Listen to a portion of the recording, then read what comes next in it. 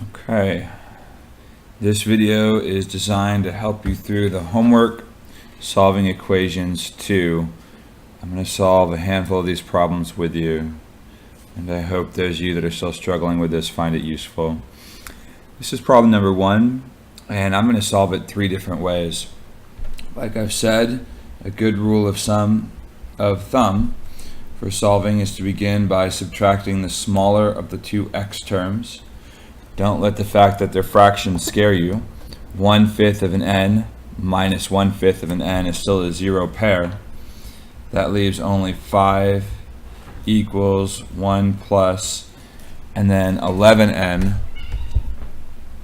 minus 1/5 of an n.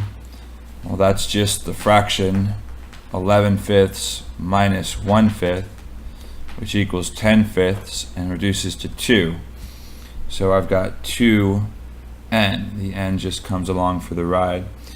And maybe in the beginning it's helpful to hold the place here. The 1/5 n minus 1/5 n is 0n plus 5 equals 1 plus 2n. And now we're really very close to solving the problem.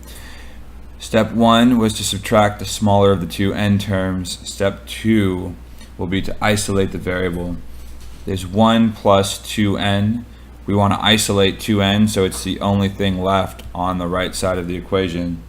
So subtract 1 from both sides, and I'll bring an equal sign down. 1 minus 1 is 0, plus 2n. 5 minus 1 is 4.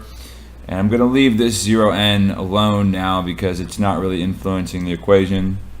And this 1 minus 1 for 0 isn't really influencing anything either. So this is better written as 4 equals 2n. And then at this point, the equation is definitely mental math. We would divide by 2 on both sides to produce the final answer of 2 equals n. And then it's helpful to box that on your paper. So there's method 1. Don't change anything, just deal with the fractions. Method 2. We have 1/5 n plus 5 equals 1 plus 11 over 5n, and we're going to convert those two fractions to decimal. It is intended to be mental math, but 1 divided by 5 is 0.2. So we can rewrite this as 0.2n plus 5 equal 1 plus. And again, it is good that for this to be mental math. 5 goes into 11 twice. That's 10. 1. 5 goes into 1, just like the other one. 2.2. But again, that really ought to be mental math. So 0.2n and 2.2n, there's the decimal. And we'll do exactly the same thing we did in the first one. We'll subtract the smaller of the two n terms, only this time they'll be in decimal form. And now the equation is exactly the same as it was here. So whether you want to work with decimals or fractions, I want you to be able to see those two things as equivalent. Now, one final method would be to multiply everything in this equation by 5. And sometimes this is helpful, sometimes it isn't. I call it clearing the fraction. I'm going to multiply 1/5 n by 5, 5 by 5, multiply 1 by 5, multiply 11/5 by 5. Every individual term is going to be multiplied by 5. The reason we do that is 1/5 times 5 equals 5 over 5, or just 1, and 11/5 times 5 equals 55 over 5, or 11. So this is called clearing the fractions, or at least that's what I call it. So 5 times 1/5 just leaves a single n. 5 times 5 is 25. 5 times 1 is 5. And 5 times 11n, 11/5 n, leaves just 11n. And now that the fractions are gone, we can proceed solving as we would in any other circumstance. Subtract a single n from one side. 25 equals 5 plus 10n. Subtract 5 from both sides to isolate the variable. 20 equals 0 plus 10n, but that's really just 20 equals 10n. And then if you finish by dividing both sides by 10, you'll see that n is again equal to 2.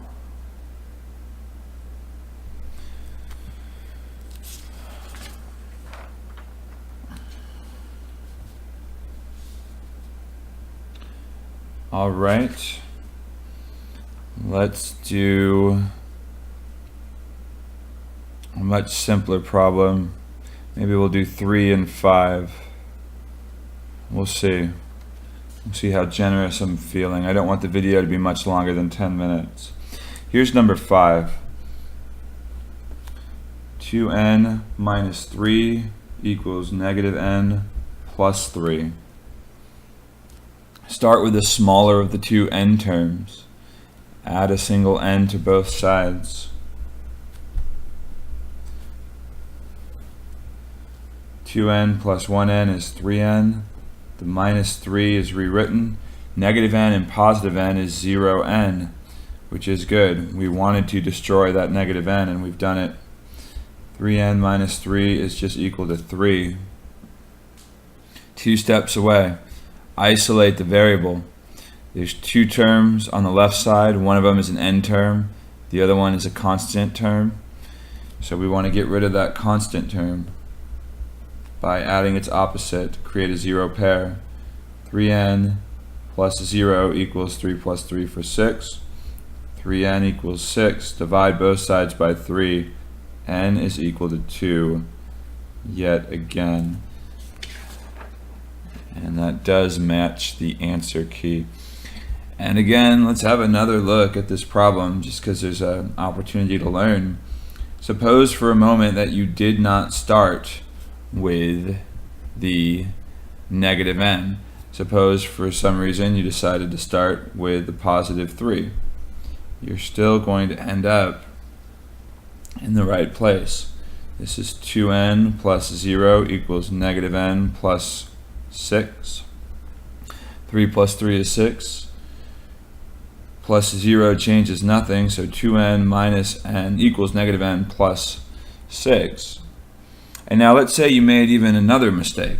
And it's not really a mistake, you just made a different choice.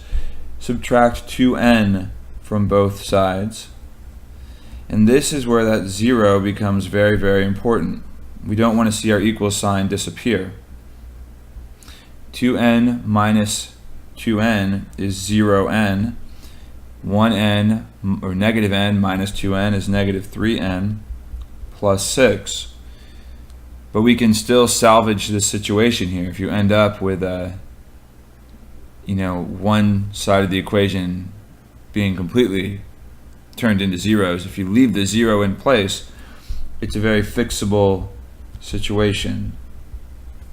Add 3n to both sides, and now we've isolated the variable. 0n plus 3n is 3n equals 6, and then we can divide by 2, or if for whatever reason you wanted to subtract the 6, you could do that. 0 minus 6 is negative 6, plus 0n equals negative 3n, but of course that 0n is not affecting anything. Divide by negative 3 and n equals 2. So you always have options. The important thing is to understand the rules of the road when solving. And